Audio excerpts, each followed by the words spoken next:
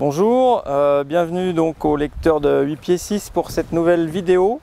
Donc cette fois on va parler plutôt d'un geste, un geste technique on va dire, qui permet en fait à une mouche sèche de ne pas trop draguer sur des zones qui sont vraiment... j'ai perdu ma petite mouche, elle est là. Sur des zones en fait qui sont très perturbées. Donc là on est sur une rivière de Normandie qui a pas mal de pentes et qui a beaucoup d'herbiers, donc du coup ça fait énormément de zones avec des vitesses de courant vraiment très différentes.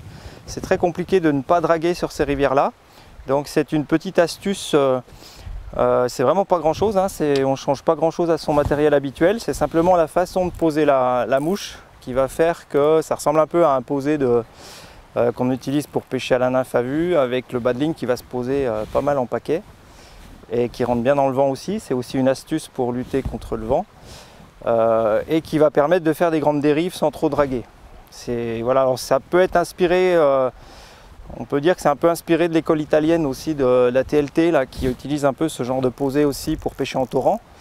Sauf que moi je m'amuse à l'adapter à mon matériel traditionnel, face à une canne de 9 pieds soit 5, une soit 5 et un bas de ligne qui n'est pas trop long pour l'occasion. Il fait 2 fois la canne, quoi. Ça fait 5,50 m. Par contre la pointe est longue, c'est à dire que la pointe fait 2,30 m, voilà. Et bon, ça j'ai beaucoup écrit là-dessus et on l'a dit aussi en vidéo, c'est quand même la clé de la pêche moderne en rivière, pas en torrent mais en rivière à partir de ces tailles-là et plus large, d'autant mieux. De nos jours quand même c'est un peu délicat de pêcher avec des pointes courtes sur des cours d'eau, notamment comme ceux-ci, et même pour des cours d'eau plus lents d'ailleurs. Et ça j'insiste là-dessus parce que je vois des pêcheurs qui pourtant...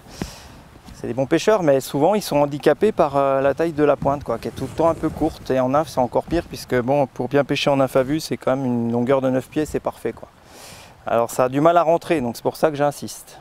Voilà. Et quant au bas de ligne, bon bah moi c'est ma formule personnelle là, de brin à c'est des longueurs donc égales. Donc pour l'occasion c'est 60 cm. Donc je commence en 40 centièmes, 60 cm de 40, 60 cm de 35.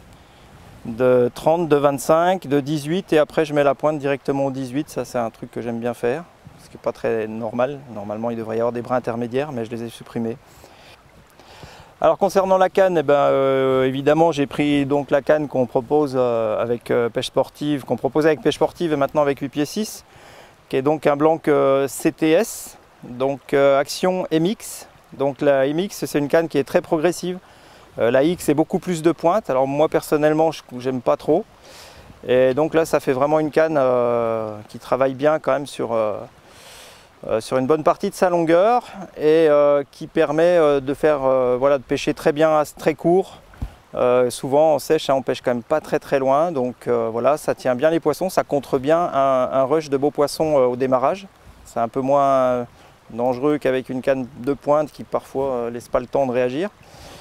Voilà, donc c'est une 9 pieds soit de 6 celle-ci, mais elle n'a pas une énorme différence avec la soit 5.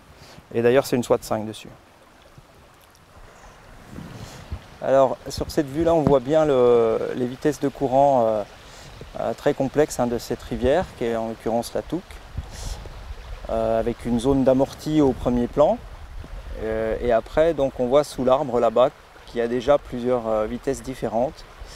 Et évidemment contre la bordure c'est encore autre chose, c'est l'amorti derrière le tronc, c'est encore autre chose. Et sur le radier ça continue comme ça avec des vitesses qui changent constamment, quoi. Et on voit les masses d'eau, en fait ça dépend beaucoup des herbiers, il y a plein d'herbiers. Et en fait c'est les herbiers qui font que le courant vient buter sur une masse et que ça se divise, ça se rejoint, ça se croise. Et ça c'est pas évident donc pour faire passer une mouche correctement.